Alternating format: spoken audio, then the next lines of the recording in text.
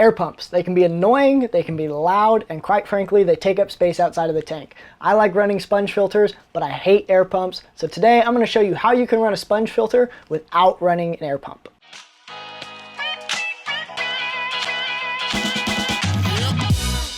Hey everyone, my name is Michael Pohl with Bay Area Aquatics and welcome back to the channel. At first I just want to apologize, my tank's super dirty, it needs to be clean, but I wanted to stir up all the stuff, putting sponge filters in before I cleaned the tank, so I'm gonna let it be a little dirty for the video, but just know, I know it's time to clean the tank. So today's topic is running sponge filters without running an air pump. I don't have too many tanks, so I'm not running like a central air system or something.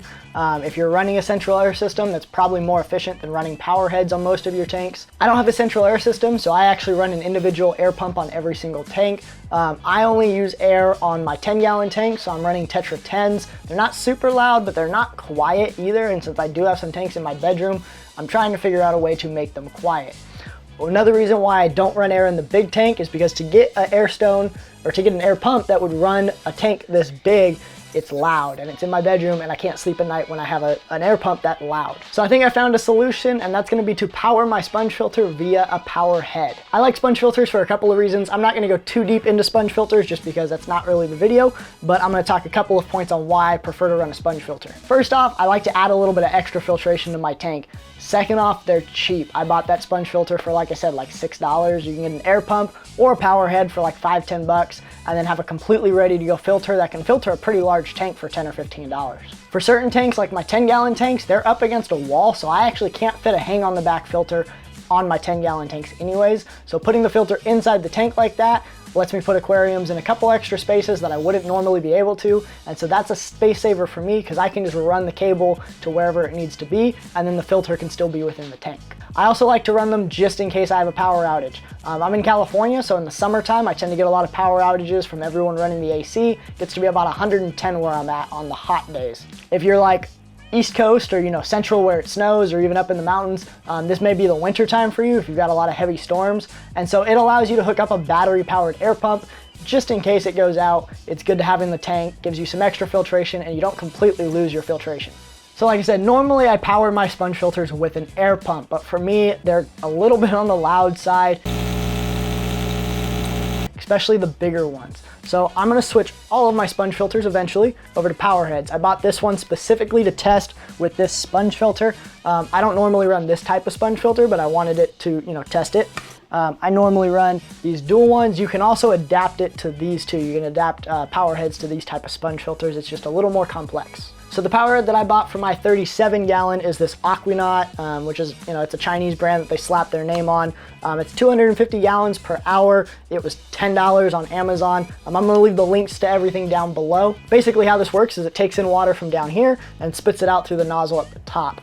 There's also an option to add an air line. It kind of pops in right here. So if it's up close to the surface, this can actually kind of float there. It'll suck air in and spit air into your aquarium. I'm not gonna use this because I don't need the surface agitation, but if this was up close, and it's gonna be down at the bottom of the tank, but if this was up towards the top, I would probably let it run. I just don't wanna have a big, 3 foot, I guess probably 1 foot or so airline floating at the top of the tank.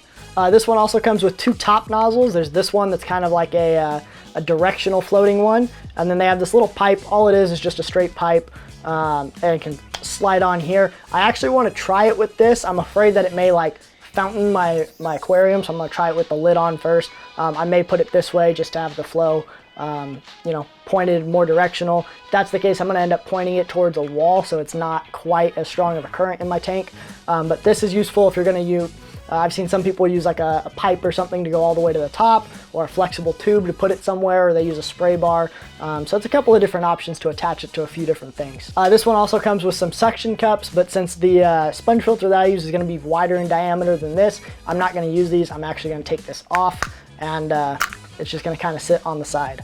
So for this specific pairing, it's actually going to fit on the air intake tube thingy perfectly. I can't guarantee that for every Powerhead or every sponge filter, but for this one specifically with this sponge filter, it fits perfectly. There's no need for any sort of step down adapter. They do make step down adapters, which is probably what you're gonna need if you're gonna use it on something like this. Even the small Powerheads, they still have a bigger intake thing down here, so they may not fit the smaller tubes. So that's just something to keep in mind when you're buying them. Basically, the way this is gonna work is it's gonna suck in water through here, which is gonna push it in through the sponge like a regular sponge filter will, and stick it out. So it's basically an air pump, but it's moving water instead of air, and it sits in the tank. My one downside with this is the cable is actually kind of short. It's only like 3.5 feet. For me, with it sitting at the bottom of the tank, it's actually not gonna reach my power supply. So I'm gonna have to run an extension cord, which can be dangerous if you're not using a drip loop, which means I'm gonna end up pinning this up a little bit so I'm not having the plug hanging below where my drip loop is. But that's just something to watch. You know, this cable is a little short for my liking, but most of the other ones are about this length too. So I was just kind of stuck with it. So now that I've got it completely assembled, I'm gonna go ahead and put it in the tank. All right, so I'm squatting a little bit because I didn't want this to be too high or too loose. But basically I've got the lid off. I'm gonna go ahead and move these plants over a little bit. The sponge filter is gonna go in this back corner, and then I'm gonna kind of put the plants around it and hide it.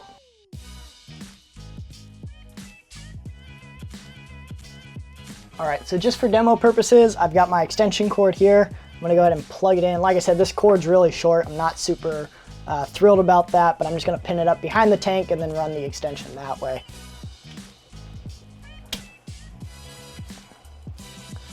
And so there it is, I think it's on. Yep, I can see it running. So it is on. It looks like it's doing its thing. I'm really curious to see what it's gonna be like if I don't have the directional piece on it. All right, so I went ahead and took the directional piece off.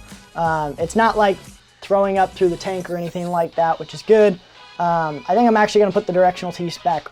Actually, I think I'm probably just gonna leave it off, to be honest. And now it's time to go ahead and kind of put it into its final place and then put the plants back.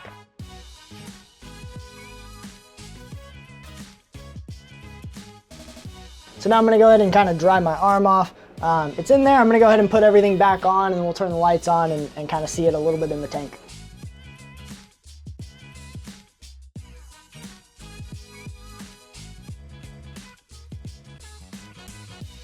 All right, and so our filter is in here. Like I said, I've kind of got it blocked by some plants. Let me see if I can raise the ISO a little bit so you can see it a little better. Sorry for the fogginess. Like I said, I know I was gonna stir up a bunch of stuff, but we got it sitting in here. And then I've got the power head up top. Like I said, I don't have the directional piece on it. I've got it just kind of shooting up towards the top. The current on it doesn't seem like it's too strong at all. If anything, I could probably double or even triple the current. Like I said, this is a 250 gallon per hour air pump, or power head, I mean. But I don't know, I may just keep it this strength. I may get a stronger one and stack 2 or 3 of them up. But I'm not sure. But so far I'm liking it. I think it's gonna add a little bit of good filtration to my tank, and I'm excited. All right, so now that I got my arms and sleeves wet, the filter's in the tank. Like I said, it's kind of hidden in this picture. I'm gonna move the plants around a little bit some more. I'm definitely excited. I definitely think it's worth doing. The other thing I wanna point out is it's absolutely silent. So now I have a sponge filter in this aquarium pumping 250 gallons per hour of water through, and there's no noise. So that's super awesome. What you're hearing right now is actually the shower above head. But as far as the air pump, it's quiet. I can't even hear it with my ear right next to the tank. So that's great. So let me know down in the comments below, do you have power heads on your sponge filters? Do you not mind the air sound? I know some people like it. They like the kind of white noise in their room. I don't. Is there something I could have done better? Do you use them for anything else? I'm kind of new to power heads. I just found out about them a month or 2 ago, and I've been searching into them. There's not too much information on the internet for some reason about them, but everyone seems to use them and know about them. If you like this video, go ahead and give it a thumbs up. If you don't like it, give it a thumbs down. Let me know why you don't like it down in the comments below. If you're new here, consider subscribing. If you're old here and you just haven't subscribed yet, consider subscribing. As always, thanks for watching, and I'll see you guys in the next video.